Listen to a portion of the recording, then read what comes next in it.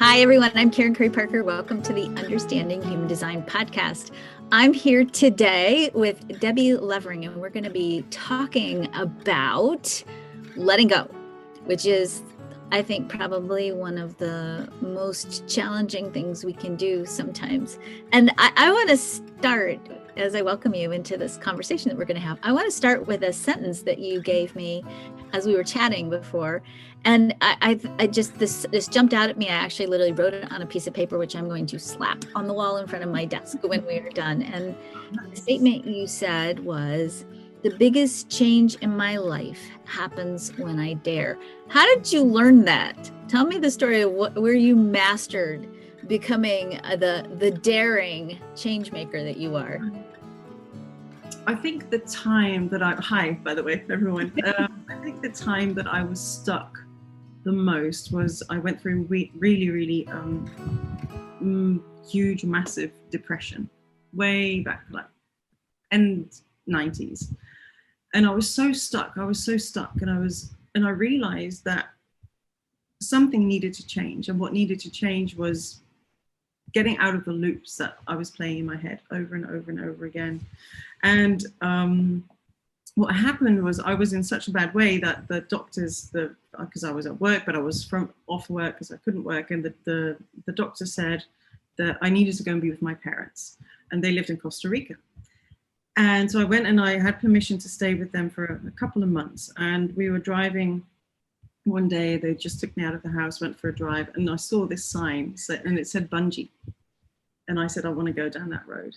And of course, my mum starts freaking out. She's like, what are you going to do? Because I have a terrible fear of heights, right? Oh. And it was, I had to do that bungee. It was never anything that was on my radar, never anything that was on my bucket list. I mean, you know, with my fear of heights and safety, but something in me was like, if I can do this, then I can do anything. If I can face this fear, then I can, you know, get out of my depression. And I did the jump, and it was 240 feet. It was high. My dad, being a former Marine, he was like checking all the ropes and all making sure that everything was safe. And I did the jump, and I did it. I went back one more time to do it again. I was like, no, what am I thinking? I've done it once and I've got this. And that was really the biggest lesson for me. And then when I went back home, I realized that I was so stuck in my situation where I was. I wasn't growing in it. I wasn't on my path. Now, understanding human design, I was stuck. I was working in an office, and I had really nice people that I was working with, but I was stuck in a country I wasn't happy in. I was stuck in, you know, an office, 9 to 5, and I'm a manifesting generator with an open G. I need to go and explore. And I ended up giving up everything. I ended up moving to Italy, ended up in a relationship there, which didn't work out. But again, everything kind of leads to the next thing, And if I think back, like every big thing that I've done, every big change starts with daring to step into the unknown, because that's where the magic happens, right? And I truly believe that that's where the magic happens. And we so often just tell ourselves that this is our safe place, and because it's what we know, but we are afraid to look at the other side. So you use a lot of techniques to help people let go, and you have in the past, although you have shared with me you're transitioning out of this. In the past, you've used myofascial release, you use emotional release techniques, you do soul collage. Why is it so important that people let go? Because the letting go part for me is really about getting out of a loop that you've got in your head. So if you look at the human design charts, you know, there's a lot of conditioning, obviously, that happens in the open centers. And then there's also in the defined centers, we just have the different expressions, right? We have the optimal expression, we have the darker side, the shadow side. And I think what happens very often is that we think we've dealt with things, but we haven't. So we kind of put on that, no, yeah, I've got this. But deep down, we're terrified because we haven't really dealt. We haven't given a voice. We haven't heard all the stuff that's still in us, just shouting for some attention.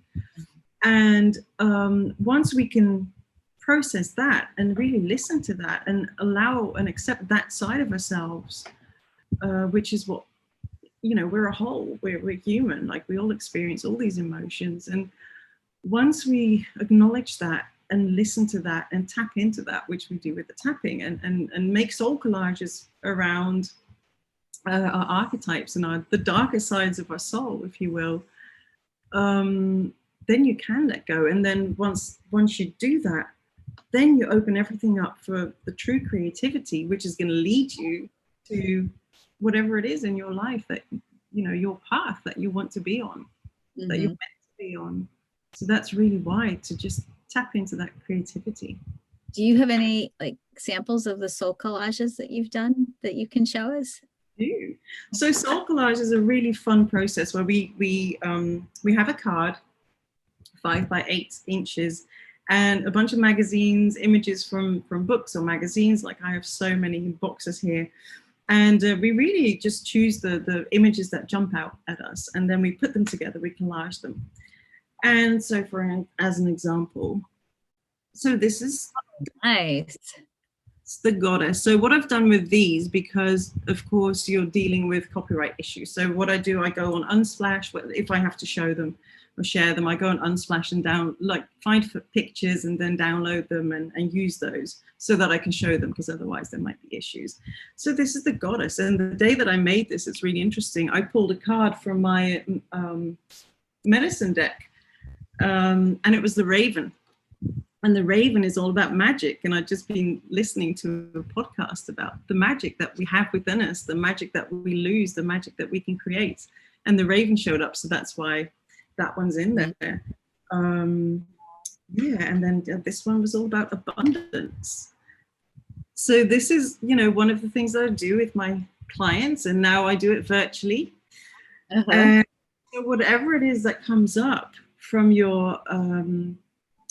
the coaching or your reading, we tap into that, because we create the card and then we dive into it. You're familiar with soul collage, right? So it comes with questions like, I am the one who, and what's the lesson here, and what do I need to know from this card? Because it taps into that deep inner knowing that needs a voice, that deep part of ourselves that we pushed away, that needs that voice. And that's why soul collage is so beautiful.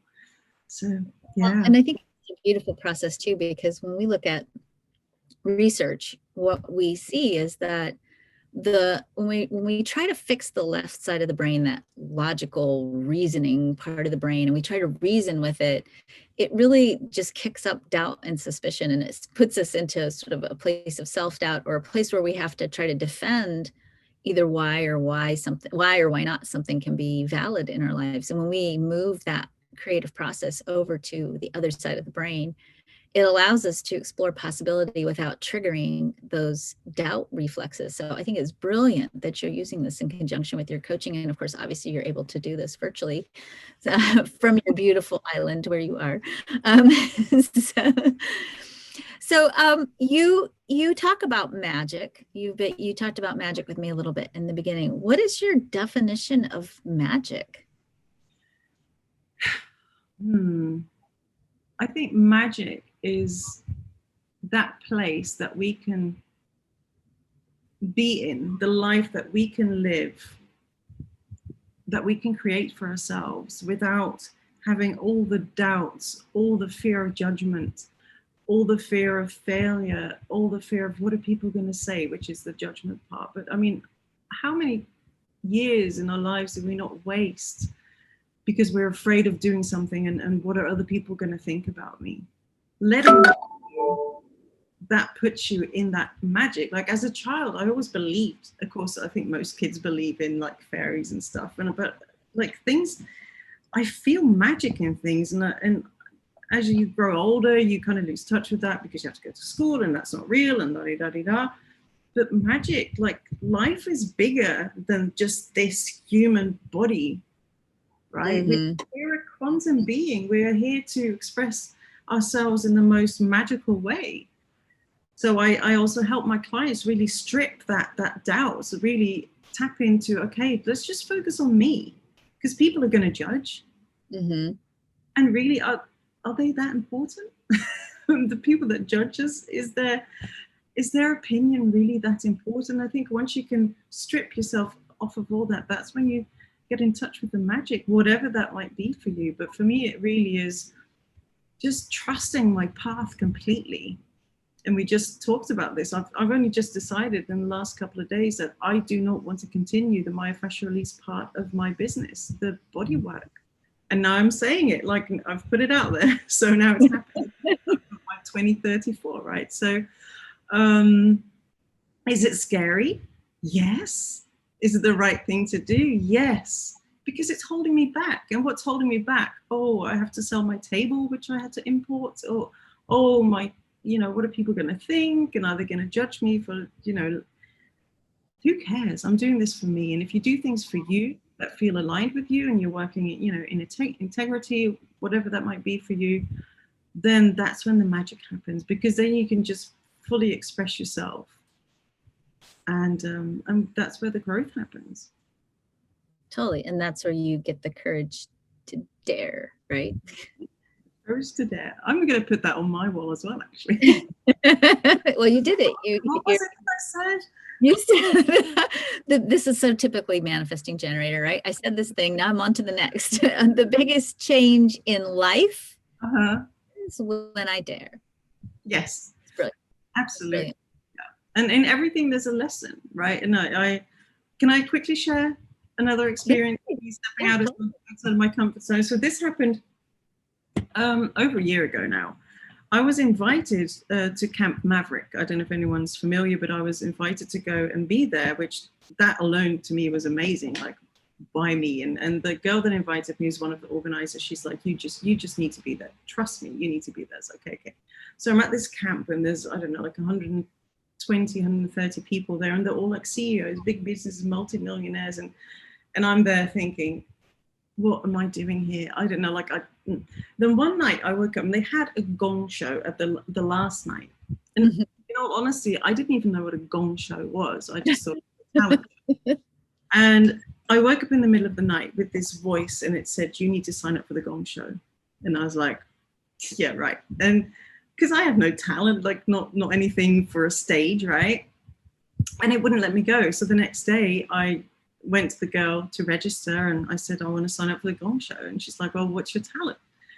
And I was like, I'll do a tap dance. Of course, I don't know how to tap dance, but over the next few days, I went through elation, through fear, and like, why am I doing this? And my cabin mate, she was like, you don't have to do this, right? I said, no, I do. I have to do it. My whole soul, everything in my world is telling me I have to do this. I had no idea why. I cried so long, like for about an hour beforehand. The same cabin mate, she was like, she's like, really, you don't have to do this. Like, yes, I have to do this. I went on the stage and there's lights, and I'm not a person that really likes to be in the spotlights. There's lights, there's all these people in front of me, a lot of, most I don't know, and I'm standing there and I start talking and people thinking I'm there to do a tap dance, which I don't know how to do. And I started telling a story, and it was really a story about just showing yourself and about life, just a little bit about life. And the interesting thing, I was gonged off. Apparently I was gonged off twice, and I just kept going. Because the moment I was gonged, I looked at the judges and I said, yeah, go ahead, gong away. I've been judged my whole life. And that for me was like, wow. And I just started telling a story. And then again, I was gonged off apparently. And there's like, all right, Debbie, you have to leave the stage. And I was like so excited. And that was it. That was a lesson for me. And I want everyone who's looking at this to understand that we all have a story to tell. We all have an audience. It's not going to be everyone, but there are people that are watching you and looking at you, and they're going to say, wow, what you just said really resonates. And, afterwards people came and talked to me and said, I wanted to hear more. Like, they didn't want me to get gonged off, but and that for me, and that was the whole reason why I had to do that. I had to learn that lesson, that I do have a story to tell, that I am worthy, that I am valuable, and that opinions of others do not matter. Because in all honesty, the people that are in the jury or whatever you call it, those are people I didn't even know who they were. So that's it. Like, if you feel really in your heart that you want to do something, but you have all these fears coming out, that's when the magic will happen, once you step into that. And you dare. And you dare. Beautiful, beautiful. Well, if you guys want to learn more about Debbie's work, you can connect with Debbie on her website. It's dsholistichideaway.com, and I'm going to spell that for you. And please know that's also posted on the show notes, so you can click directly there. But it's dsholistichideaway.com. It's DEE. Holistic, HOLISTIC, Hideaway, HIDEWAY.com. Dee's Holistic Hideaway. So Debbie does one-on-one coaching. She does work using the integrated approach that she uses. I want to just call you because I want to do soul collage all day long. So connect with Debbie and get yourself started in exploring where perhaps you might need to be a little more daring so that you can activate bigger changes and step into the magic that is your life. So thank you so much, Debbie, for joining me today and for sharing your time-bending magic with us. Take good care of yourself and keep showing the world the story that you are. I just have to add this thing, the fact, I love this story about you and your willingness to share your story. And I think as you do the work that you do and you help people tap into their magic, I think the other piece that you give them is you give them permission to really own their pen, to really be the people who they decide they're going to be, and to craft from that mighty pen the story they want to tell about who they are. And that's so magical and such a great gift you're giving to the world. So thank you for everything you're doing. Thank you so much. All right. All right. Bye. Bye.